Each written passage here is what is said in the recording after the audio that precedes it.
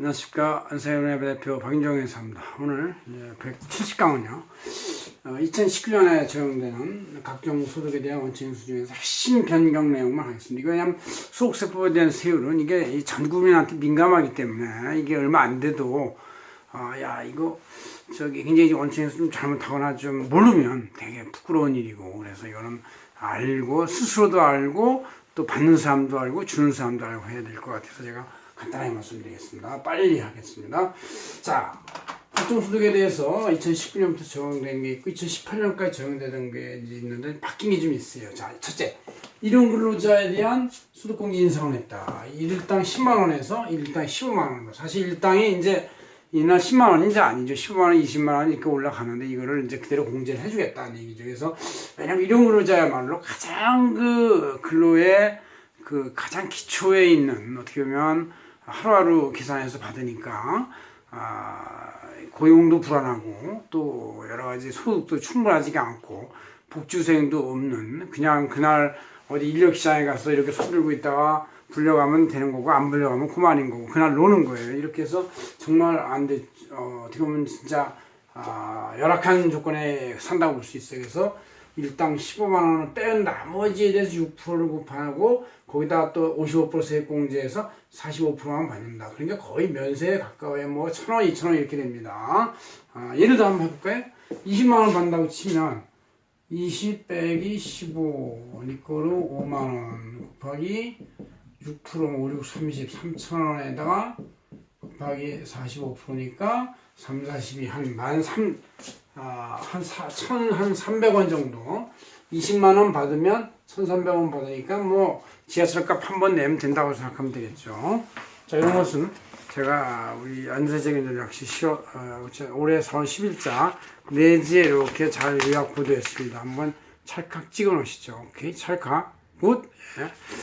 자, 이렇게 일용근로자 소득공제 인상했다는 것이고, 그 다음 이제 두 번째로 생산직 근로자 야간 근로수당 비과세를 이제 좀 올렸다. 그 기준을 월초에 190만, 이건 최저임금 730만에 해당하는 건데 최저임금 8,350을 오르니까 월 210만 원 이하에 해당하는 사람들은 야근을 하면 또 특근을 하면 그 수당에 대해서 비과세를 하겠다. 그런 얘기니까 비과세를 받을 수 있는 범위가 그냥 자동으로 따라 올라간 것이죠. 그 다음 세 번째, 이제 원고료나 인적 용역 근로자에 대한 산업재산권에 대해서는 이제 오히려 이건 진짜 뭔가 권리를 받는 것이고, 이거 고급 지식이니까 이런 분들보다 훨씬 더 근로 대가가 셀 수도 있고 또 더 대우를 잘 받을 수 있어요. 그래서 이분들은 세금 좀 올려야 되겠다. 그런 얘기에서 2017년까지는 법정 필요공개가 80%였고 또 2018년까지는 70%인데 2019년부터는 법정 필요공개를 60%로 내렸습니다. 그러니까 40%는 과세해야 되겠다, 이런 얘기죠. 근데 사실 이게 따져보면 이런 원고료도 한 페이지 주는데 그걸 쓰기 위해서 이 사람은 하루 종일 고민했을 것이고, 강사료도 보통 가면 1시간 내지 2시간 하면 1시간에 2시간 값 줘요. 요새 이 강사료가 웃기는 게, 제가 옛날 강의 열심히 할 때 한 20만원 내지 15만원 받았는데 요새 직원들한테 물어보니까 지금도 그렇대요. 20년에 강산, 10년에 강산이 바뀌는 거 2번을 넣었는데도 불구하고 이 전문 지식인의 강사료는 아직도 그 자리다. 이게 좋습니까? 맞는 사회가 아니죠. 지식값에 대해서 너무나 인색한 현재 한국 실정을 볼 수가 있어요. 그런데다가 세금은 또 이 40%만 가서 이렇게 60% 법정 필요금을 내렸다는 것은 이것은 권장하지 않는 것이고 전부 다 지식 없이 그냥 살아라, 이런 거와 같은 그런 좋지 않은 제도 같다고 생각이 듭니다. 네 번째, 직무 발령 보상금 비과세 확대.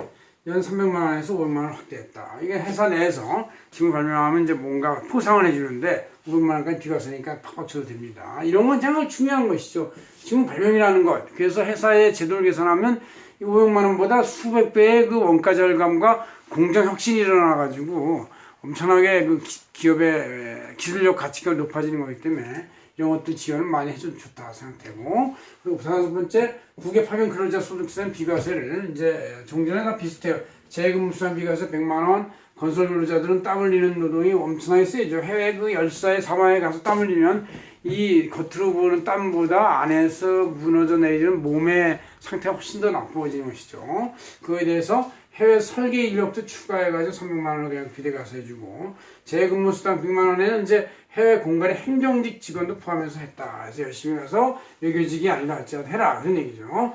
그다음 이제 여섯 번째는 외국인 직업운동가, 골퍼, 뭐 이런 테니스 선수들 이거 이제 국내에 와면은 초청비가 엄청나게 주죠.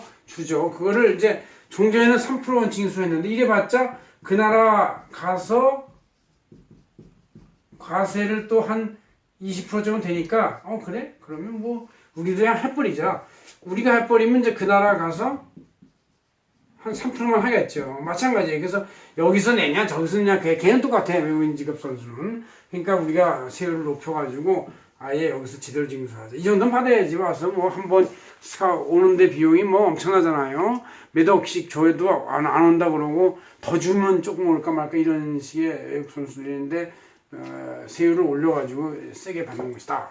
그 얘기는 뭐냐면 이거 부르는 그 조직에서 그 세금을 더 부담해야 된다. 왜냐면 쟤들은 이제 네트페이를 원하기 때문에 이런 거를 이제 다 알아서 원가로 올라가는 것이다. 얘기죠. 그다음 7번째 절차적 문제인데 그래서 지급명세서를 전에는 1년에 한 번만 해서 연말정산 끝나고 나서 3월 10일 날 냈는데 이거를 또 어떻게 올해부터는 이 164주에 3이라는 소득세법이 신설돼가지고 6개월 단위로 1년에 2번씩 내야 돼요. 상반기 6개월에 7월 10일까지, 하반기 7월 1일부터 12월까지 해서 1월 10일까지 간이지급명세를 제출한다. 다음 달. 물론 연말정산에 대한 정산명세 3월 10일 또 제출하니까 한 번, 두 번, 세 번 제출하는 건 똑같은 것이 됐어요. 이게 이렇게 되는 이유는 아마 그 상반기, 하반기 각종 소득을 짓게 해서 그 저소득층들한테 대한 국가의 그 재정 지원해 주는 거, 일명 퍼주기 예산을 더 주기 위해서 아마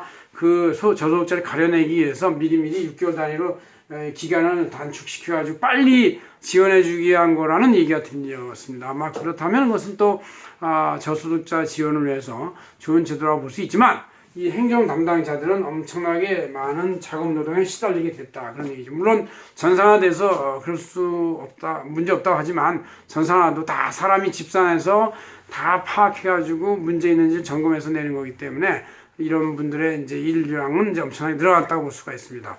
네, 고맙습니다. 황인종이었습니다.